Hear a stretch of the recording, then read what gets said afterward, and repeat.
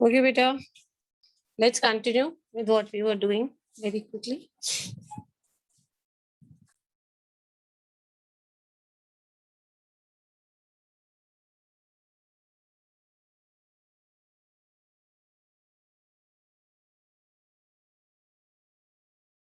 Okay, I was in this diagram. Just 1 minute, and then you need to answer. Everything is written though. It's easier for you. We are revising. This is your epiglottis. See, when we talked about epiglottis, we said it is the upper part of.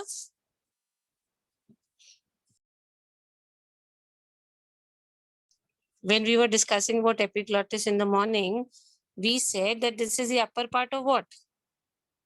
Glottis. Sorry, larynx. Upper part of what? Larynx. So you can see this. This is larynx. This upper part is what we call as epiglottis. Now we're going down. This is your trachea. We already know it has cartilaginous rings. This is right lung. This is left lung. This is the trachea, dividing further into two. Okay, the right and the left. Then we have bronchioles. These are the membranes of the lungs. Fluid which is filled here, which is called pleural fluid. See, this was your trachea. These are the bronchus. Right bronchus, left bronchus. And then these smaller ones, these are the bronchioles, and then the alveoli. And this uniformly curved shape structure is what we call as the diaphragm. Everybody should be able to draw and label. Human respiratory system. Okay. Thoracic cavity. Yes, we had learned it encloses dorsally by thoracic vertebrae, laterally by ribs, vertically by sternum, and below what do we have is the diaphragm. Just main points are there in these notes. Any change in the volume of thoracic cavity? What is the thoracic cavity also called as? Pulmonary cavity. Yes, beta. Thoracic cavity is called as the pulmonary cavity. Each lung is enclosed by two membranes which are called pleura. Please see this. I'm going back. Can you see two membranes? Each lung is surrounded by two membranes. What are they called? Pleura. Pleura. Inner membrane is called visceral pleura and the outer membrane is called parietal pleura. Okay. So we need to know that there are two membranes. Inner one is visceral, the outer one is parietal. If I talk about these two, then if I take this, this is the inner one. See, this is the inner one. What is it written? Which pleura is this? See the name? Visceral pleura. Which one is this? Visceral. Okay. Visceral. Yes, but the outer one is called parietal. There is a cavity, we know, between two pleura where a fluid is filled. Let's see this. These are the two pleura, cavity is filled and a fluid is filled in this pleural fluid in between these two. A fluid is filled between pleura and this fluid is called as which fluid? Pleural fluid. Pleural fluid. Yes, this is about the total thing. Now let's go to the left lung and right lung, the main differences. The left lung, superior and inferior lobes. How many lobes in the left lung? Please see. Two lobes will have, superior lobe and how many lobes? Two, superior and inferior. They're separated by an oblique fissure. What is fissure? Left lung separated by an oblique fissure. Oblique means stayed up and a fissure is a partition. So we're talking about the left lung first. Please see. Two lobes, superior and inferior, separated by oblique fissure. Concave cavity, heart lies here towards the left. See, this is an oblique fissure. This. The upper part is called the superior lobe and the lower part is called as the inferior lobe. The right lung we had already discussed, this is bigger. Superior, middle and inferior lobes. Here we do not have two lobes. In the right side, we have three lobes. Learn them in the sequence. See this side, there were only two, superior and inferior and a fissure. Right side, there are three, superior, middle and inferior lobes. and they are separated by the superior and the middle are separated by a horizontal fissure, and the middle and inferior are separated by an oblique fissure. Giving you 1 minute to revise about the lungs, and I'm going to ask you questions on this very quickly. How many lobes? What are the fissures? What is the shape? Which one is larger? All these things.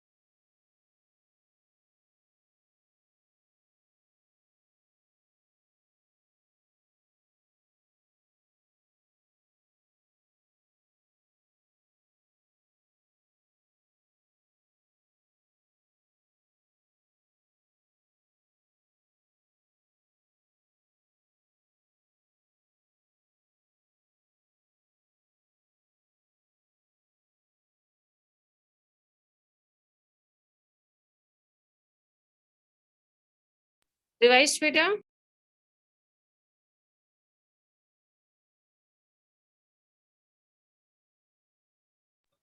Okay, which one has 3 lobes and which one has 2 lobes?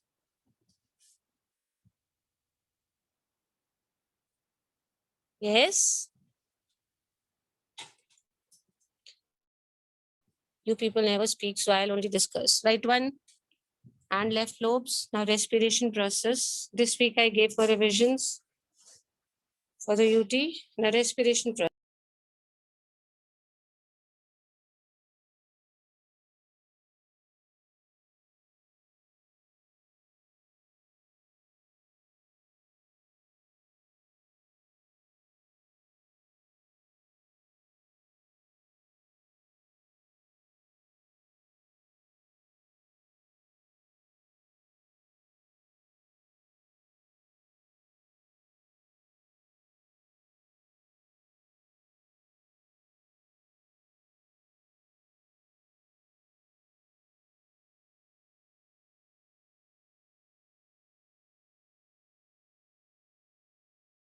Steps that I've just posted.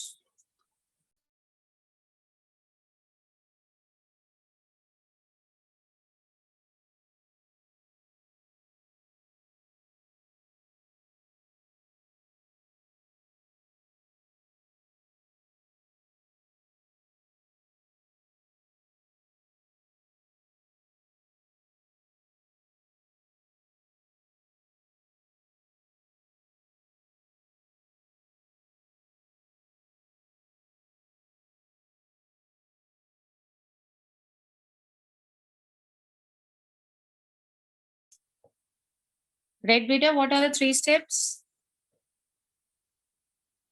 Which is the first one? Breathing. Breathing. Okay. Inflow of oxygen and outflow of which gas? CO2. CO2. Second is exchange of gases, and this exchange of gases takes place through which membrane? Alveolar Membrane. Alveolar Okay. membrane. And the third step is transport of gases, which takes place by blood. Let's go down very quickly. Let me scroll down. Let me revise.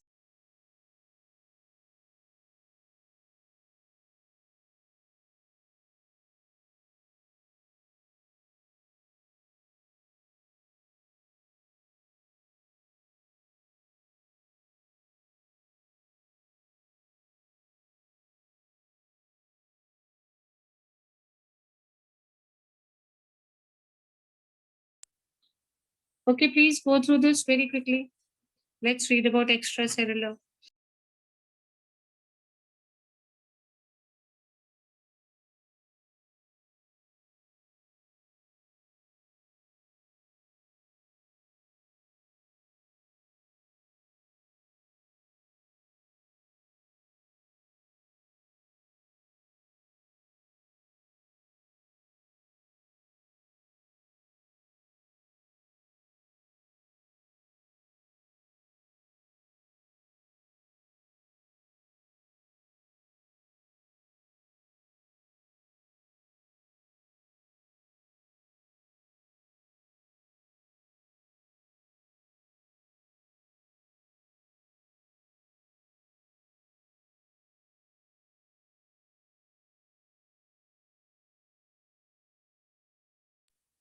Extracellular energy consuming physical process. I'm talking about breathing. 3 characteristics of breathing. It's extracellular. What do you mean by this? Takes place outside the cell. Very good. The second step is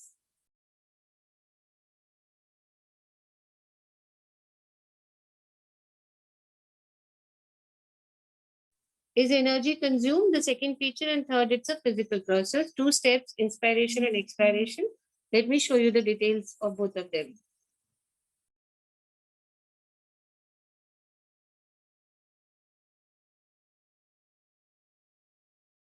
You tell me what is inspiration, what is expiration?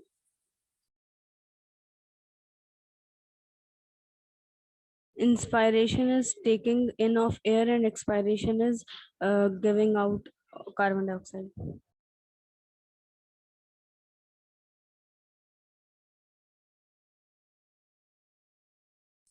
I'll be further discussing the next part of the chapter. First, let me ask a few questions from you all. Okay.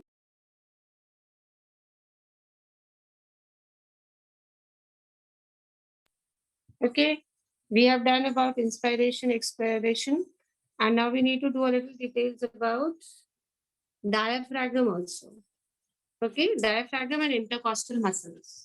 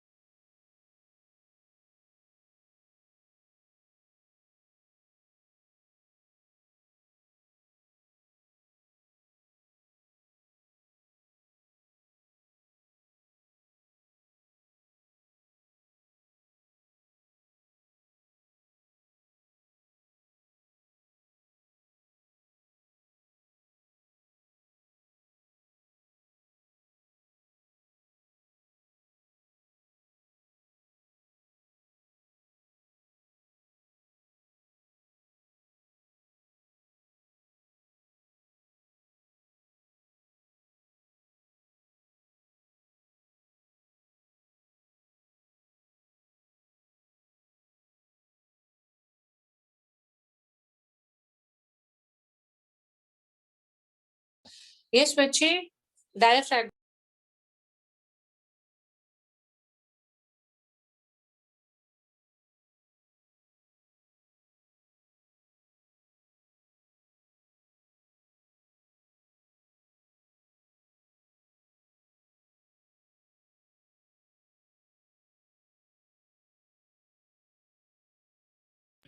What did you read about diaphragm? What is its shape?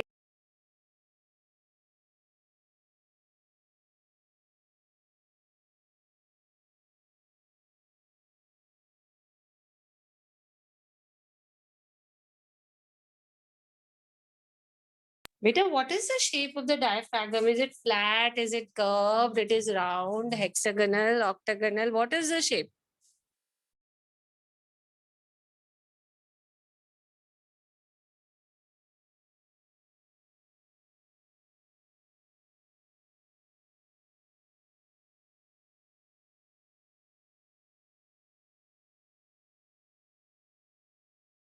I'll only tell, I'll only ask. Curved.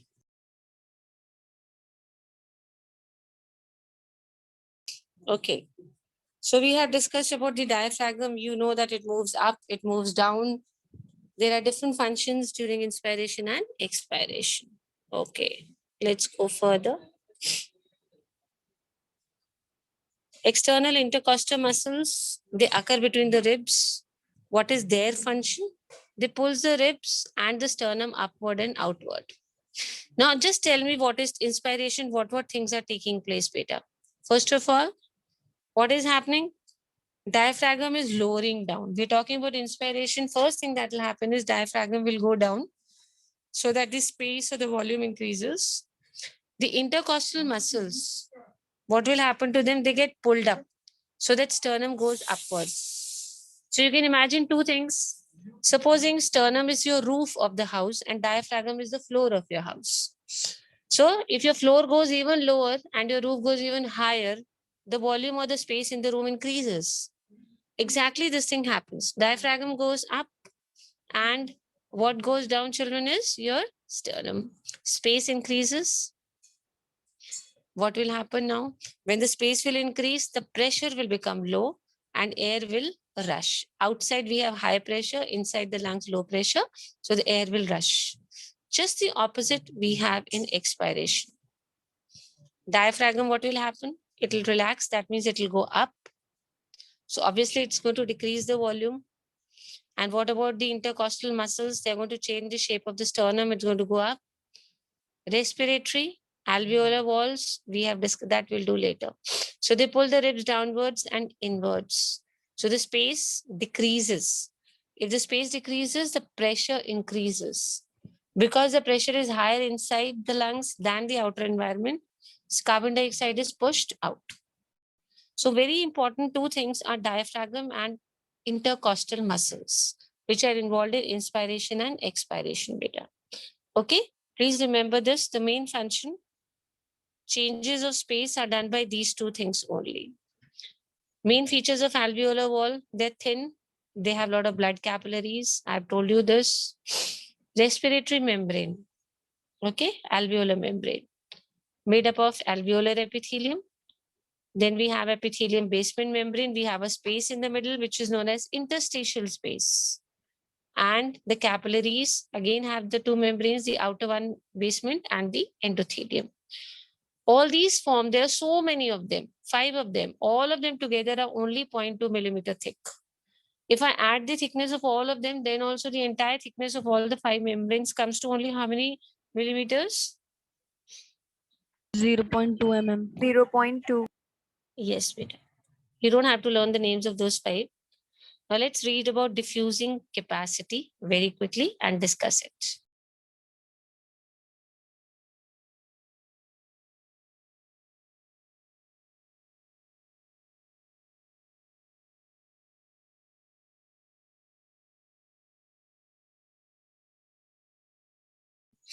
Diffusing capacity is what we are learning.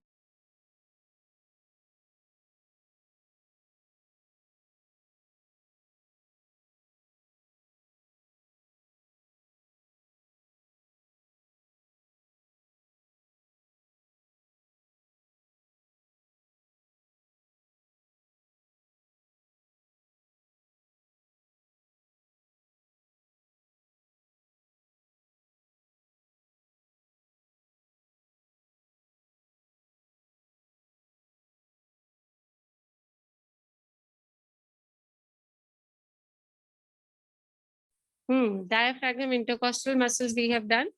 Now we are talking about which capacity? Diffusing capacity. Yes, beta. Capacity word actually gives you an indication of the word power. How much we can do. That is capacity. So diffusing capacity. What does it mean? It means the capacity to exchange gases between alveoli and blood. Very good. At least tried it out. Okay. Very good. So that the gases can diffuse in and out. How much can be done? How many gases can be diffused? That is what we call as which capacity is this? Diffusing capacity. Yes. Okay. There is or also written over there. What was that?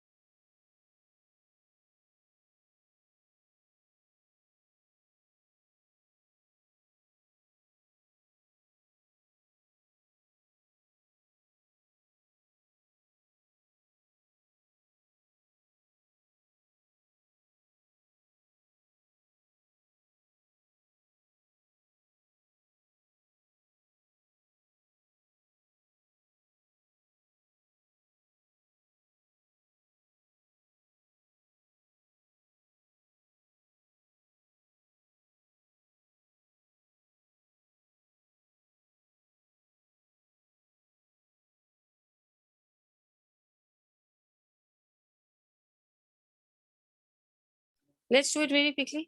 See now. How much a pressure difference when we talk about diffusing capacity should be there?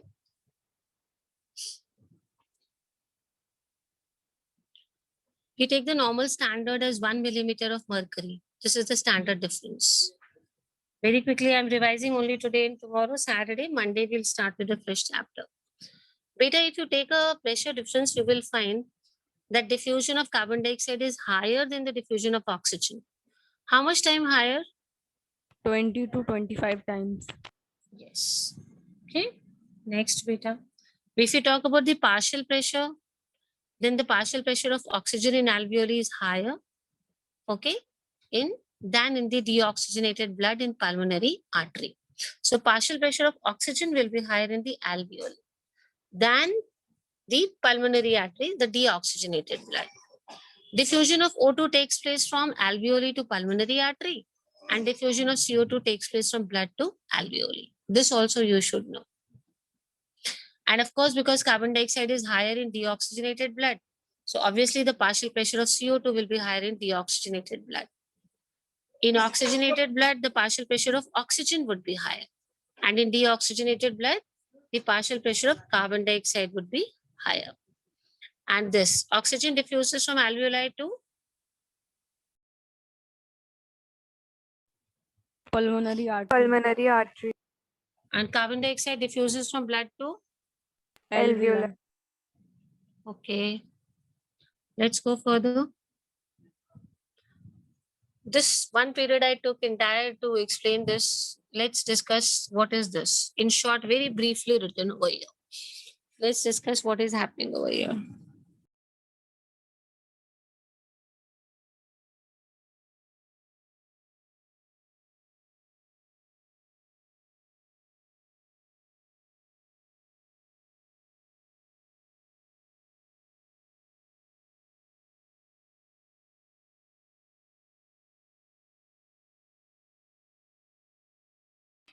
There are some greater and smaller signs. Guess what?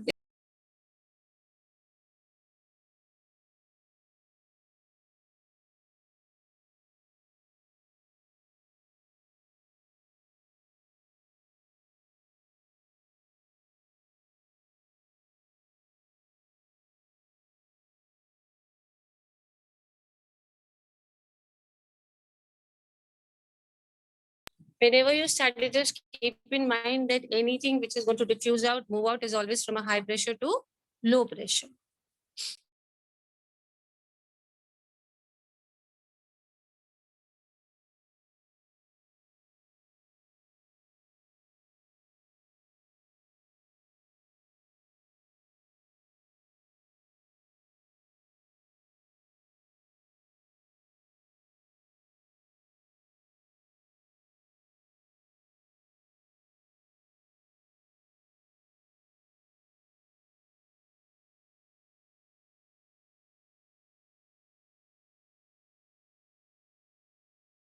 Right, beta? Should I explain? Yes, fine. Rather revise? Okay.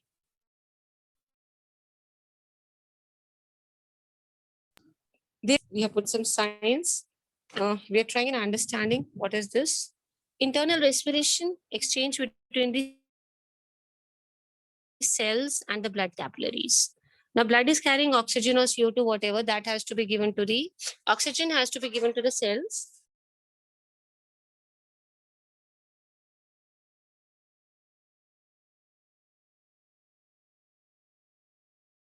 So, beta, it is called exchange basically. Why it is called exchange? Because blood will give oxygen to the cells and cells in turn will give CO2. So that is why it is called exchange between the cells and the blood. Now let's talk about the blood. Blood is having oxygen. Fine. Partial pressure of oxygen in oxygenated blood is how much when it is bringing blood. That time it is around 95 millimeters of mercury. And partial pressure of oxygen in the body cells is only how much? 40 millimeter mercury. So we can imagine a normal body where cells already have oxygen, but the pressure is only 40. And the fresh blood, which is coming, oxygenated blood, has 95. So higher pressure to low pressure. That means the blood will give oxygen to the body cells. Let's talk about the body cells, carbon dioxide. Carbon dioxide in oxygenated blood, the pressure is only 40 millimeters, but in body cells, it is 45 millimeters. Where is it higher? In the cells. Body cells of, yes, beta, in the cells. So obviously the CO2 will move from cells to the blood and oxygen will move from blood to the cells. So when blood is carrying oxygen, immediately the oxygen will go to the body cells and what comes back to the blood is your carbon dioxide because we know it's always high pressure to low pressure. Okay, respiratory volumes and capacities. I had done some numericals on this. So tidal volume and IRV, inspiratory reserve volume, the first two. Definitions, you should be very clear about these definitions so that we can do some numericals whenever it comes.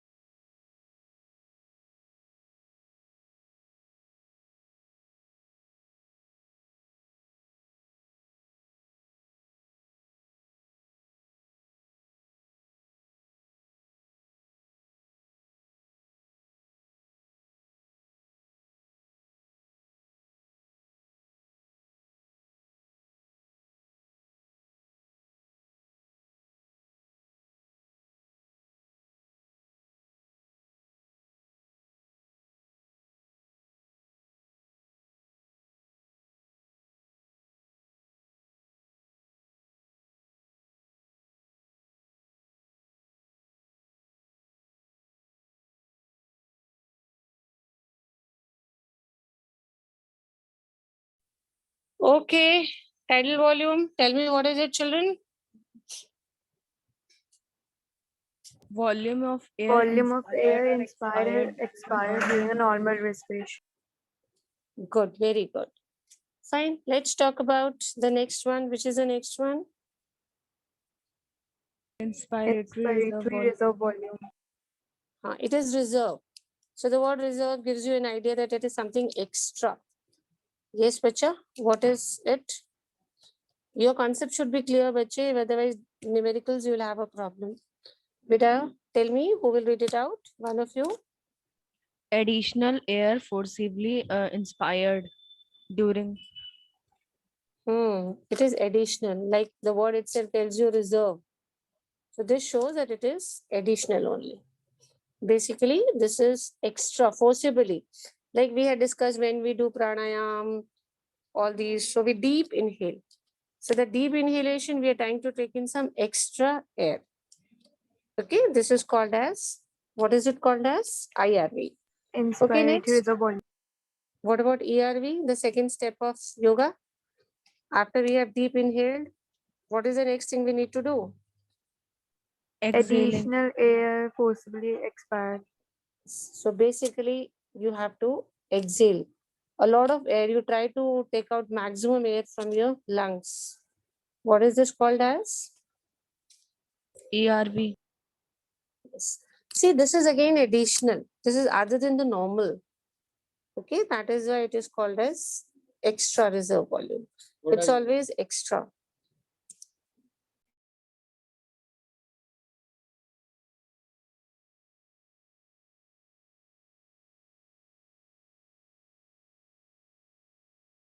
Yes, Peter.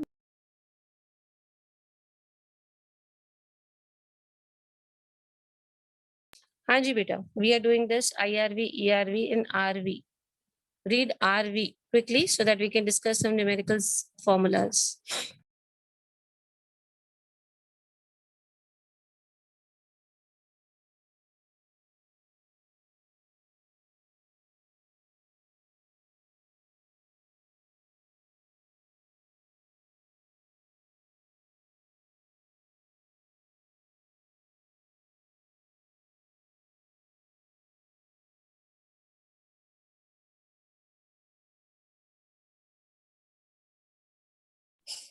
Yes.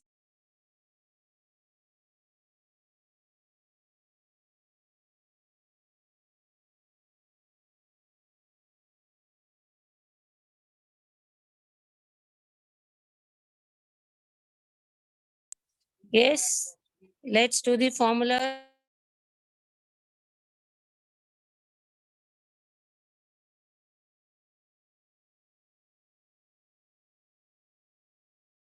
Revise the formula.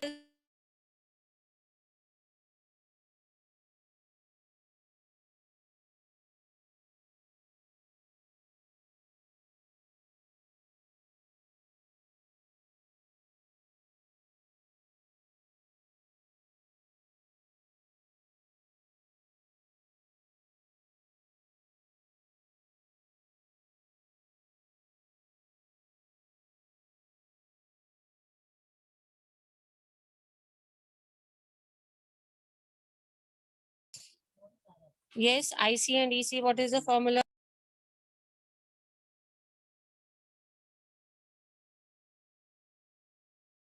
IC is equals to TV plus IRV, and EC is equals to TV plus ERV.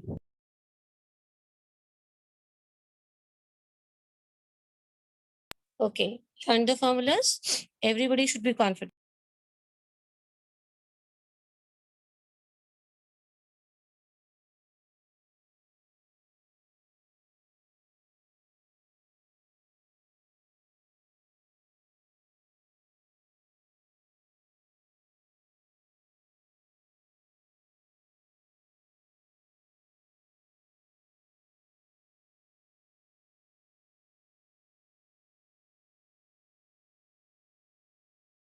Formula for vital capacity and total lung capacity.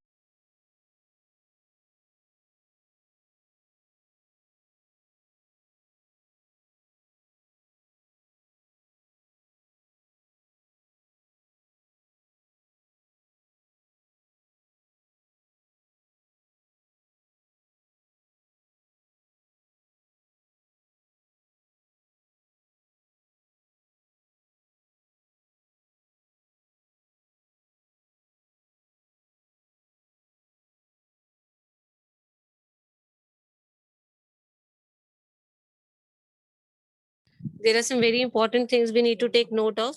It's written here. See this. Vital capacity, pulmonary volume, partial volume. Quickly. Let's revise.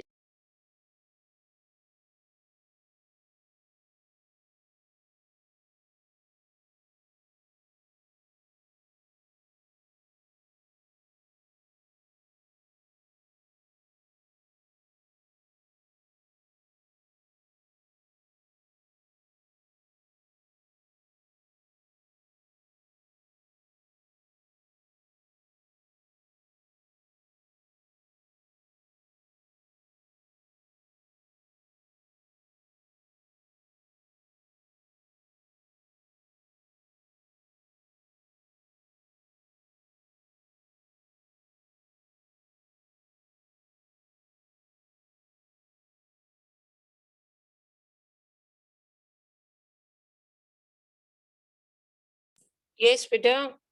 Revised. Yes, Vital ma'am. capacity is higher in athletes, men, and young people. Do you agree? Hmm? Yes. Yes, ma'am. Yes, ma'am. And pulmonary volume 20 to 25% less in women's. Okay. And those people which have some problems, respiratory problems. Partial pressure of gas, we know the formula. Total pressure of the mixture upon percent content in mixture. Means, what does this mean? Something related to chemistry. If you've done this numerical, just see this formula and tell me what does it actually mean.